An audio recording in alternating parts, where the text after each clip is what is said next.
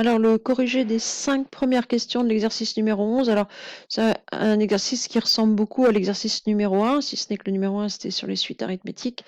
Ici, sur les suites géométriques, mais c'est une succession de petites questions indépendantes, les unes des autres. Donc, la première question, donc c'est vraiment du très classique. On vous dit qu'on a une suite géométrique, la raison vaut 3, le terme initial vaut 2. Il faut calculer V6 et V10. Donc, si vous avez un peu appris votre cours, vous savez que Vn pour une suite géométrique va se calculer en faisant V0 fois Q puissance n, ce qui ici va nous donner 2 fois 3 puissance n. Donc, une fois qu'on sait ça, il n'y a plus qu'à.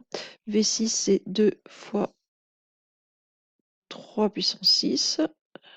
Ce qui fait, je ne sais pas, mais je vais le calculer. Non, c'est pas ça. 1458. Alors ça monte très vite une suite géométrique avec une raison comme ça plus grande que 1. Et V10 va être encore plus grand. Alors pour avoir V10, vous pouvez soit partir de V0, donc c'est 2 fois 3 puissance 10.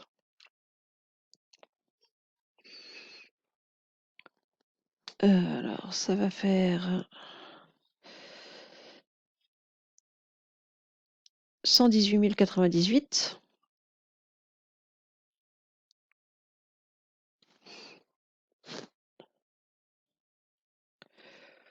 Vous pouvez aussi partir de V6, c'est-à-dire que vous allez avoir V6 fois 3 puissance 4.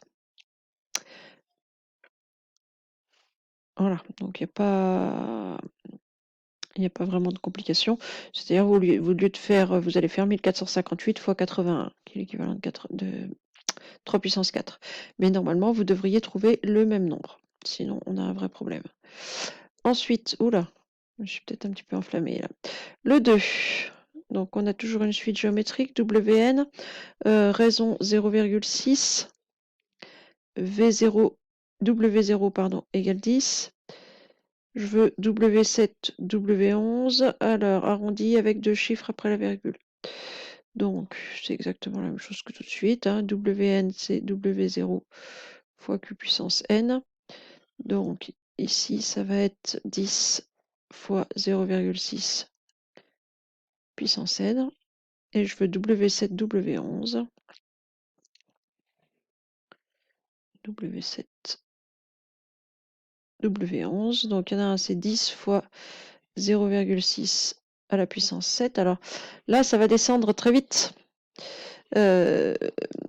On a quelque chose qui, multiplié par 0,6, c'est baissé de 40%, donc qui baisse de 40% toutes les mois, toutes les minutes, enfin bref, au bout de 7 mois, 7 minutes. Et alors ici, on est à 0,28. Ça tombe pas juste, mais on est proche de 0,28. Et W11, ça va être encore plus petit. Ça va être 10 fois 0,6 puissance 11. Donc 0,04. 10 fois 0,6 puissance 11. 0,04. Alors vous pouviez aussi faire 0,28 fois 0,6 puissance 4. Normalement, vous arriviez au même résultat. Ensuite, le troisième. Donc, on cherche la raison à ici on l'appelle B, pourquoi j'en sais rien. Par contre, je sais que V6 vaut 8 et que V7 vaut 11. V6 égale 8 et V7 égale 11. C'est pas très difficile. Vous savez que V7 se calcule en faisant V6 fois la raison, alors qui ici s'appelle B, j'en sais rien, je sais pas pourquoi. Donc B, vous allez le calculer en faisant V7 divisé par V6. Dans le cours, on a écrit que Q, c'était égal à V indice n plus 1 divisé par V indice n pour toutes les valeurs de n, en particulier pour V7 et V6. Donc ici, c'est 11 huitièmes. Bon, c'est pas très agréable, je vous l'accorde, mais ça fait 11 huitièmes quand même. Ensuite, raison 2, T8 égale 768 et je veux récupérer T0. Donc, la raison vaut 2.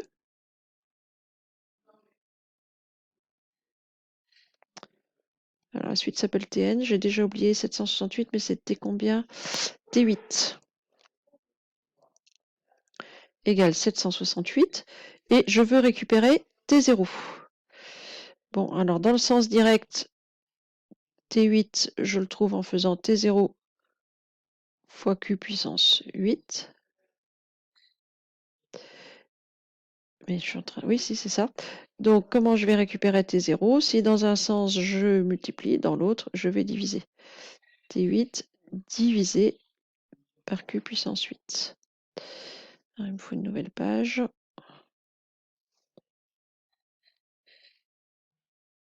Donc ici, T0, ça va être 768 divisé par 2 puissance 8. Je me demande si ça va pas faire 3. On va faire le calcul tout de suite.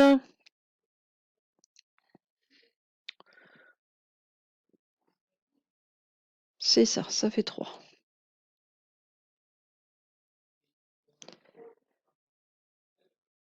Et enfin, le dernier, on a U1. Le premier terme, on ne démarre pas de U0, on démarre de U1, donc méfiance. Alors, U1 égale, par contre, j'ai oublié les choses en passant, moi. U1 égale 10, la raison vaut 0,9 et je veux U5 et U9. U1 égale 10, la raison vaut 0,9 et je veux U5 et U9. Oui, c'est ça. Donc, du fait qu'on démarre de U1, le terme général de la suite, ça va être UN égale U1 fois Q puissance N-1. J'en ai pas N, il m'en manque un puisque je démarre pas durant 0, je démarre durant 1.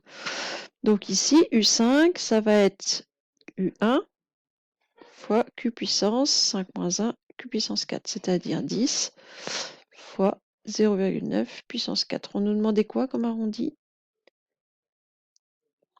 2 chiffres après la virgule. Très bien. Il y en a 3 en tout. On aurait peut-être pu tous les mettre. J'écris des bêtises, moi.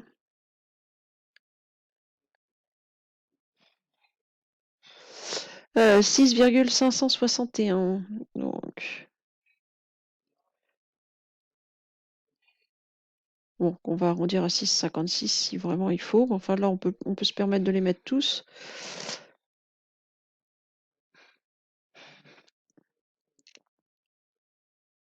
Oui, c'est ça. Et U9, c'est U1 fois Q puissance 8. Donc 10 fois 0,9 puissance 8. Là, par contre, tu vas avoir 7 chiffres après virgule. On va effectivement arrondir. Ça me paraît plus judicieux.